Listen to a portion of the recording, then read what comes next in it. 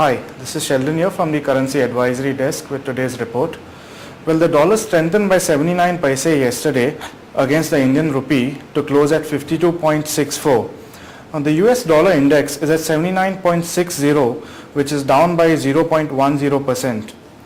Domestically, we do not see much downside to the dollar, as we will be witnessing around 33 firms whose FCCBs or foreign currency convertible bonds will be expiring this month with around $375 million worth of payments. In addition to the oil payment demand, we will also be witnessing further demand by Indian companies of around $4 to $5 billion for redemption of FCCBs, which will expire this fiscal year. Traders can go long in the dollar rupee pair at around 52.35 levels. Looking at Germany, well, we had an increase in Germany's trade balance, which came in at 18.3 billion euros versus an expected figure of 15.8 billion euros. Further analysis shows us that there has been a year-on-year increase of 13% in export to non-European Union countries by Germany. This is positive news for the German economy, but not for the entire European Union zone. The ECB President, Mr. Mario Draghi, will be giving his monetary statement later today. However, not much is expected in terms of policy changes from this. We also have the French and British trade balance, which will be reported later this evening. Now, the International Monetary Fund, or the IMF, cut global growth outlook for the year 2013. In fact, the Eurozone's growth forecast was cut to 0.2% as compared to 0.7% for 2013.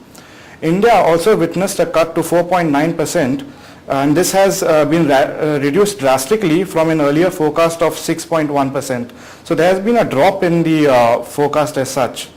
Now we expect further downside in the Euro USD and the Pound USD pair. In domestic terms, we expect depreciation in the Euro and the Pound against the Rupee. However, this will be curtailed by the strength in the Dollar Rupee pair. Traders can short sell the Euro Rupee and Pound Rupee pairs at around 68.10 and 84.20 levels respectively for a 20 to 30 paise gain. Earlier this morning, Japan reported a rise in their current account surplus, which came in at 0.72 trillion yen as compared to an expected number of 0.52 trillion yen. However, on closer inspection, there isn't anything to be much optimistic about this data, as both the imports and exports of Japan have come in lower. And this rise is only attributed to the increase in factor income, or as we know, the income surplus, which came in at 1.39 trillion yen. In fact, we have witnessed a sharp drop in imports of Japan, which makes us all the more pessimistic about the demand conditions present in this country. We maintain our view of range-bound movement in the dollar-yen pair between 77 on the lower side and 79 on the higher side. Looking at China, well, China's HSBC services sector PMI rose to 54.3 in September from 54 in August.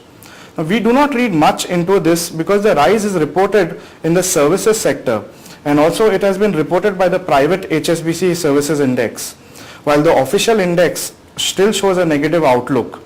Also, the manufacturing PMIs, which hold a far greater weightage, have been consistently coming lower for the past 3 months.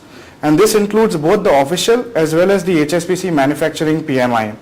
We also had the World Bank cut the economic growth outlook of China to 7.7% for this year as compared to 8.2% predicted earlier. Now, this has had a negative effect on oil and other risk assets like silver and gold. In fact, even the risk currencies have had a downward fall after this particular data came out. Let's wrap up with the technical levels for today. Well, the dollar rupee has a strong support at 51.35 and a resistance at around 52.30. The euro rupee has a support at around 67.16 and a resistance at around 68.27. And the pound rupee has a support at around 83.14 and a resistance at around 84.48. And for the yen, well, there is a very strong support at around 65.48 and a resistance at around 67.31. Well, that's a wrap for today. Thank you.